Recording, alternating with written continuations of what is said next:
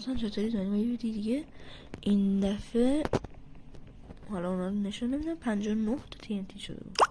میریم که بذاریم جای مختلف میذاریم، پیش هم دیگه نمیذاریم، یه پیش هم دیگه بذاریم، پیش هم دیگه میذاریم بهتر.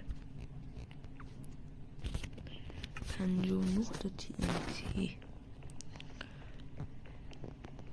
اینجا میذاریم رو دور.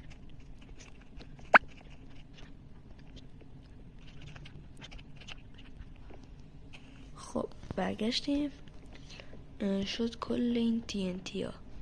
یا بایستا این 4 تا رو میکنیم میذاریم اینجا.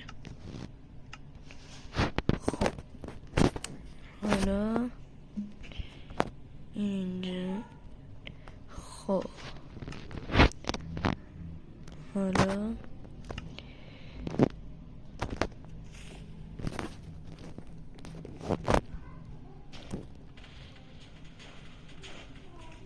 نتیجه شد این.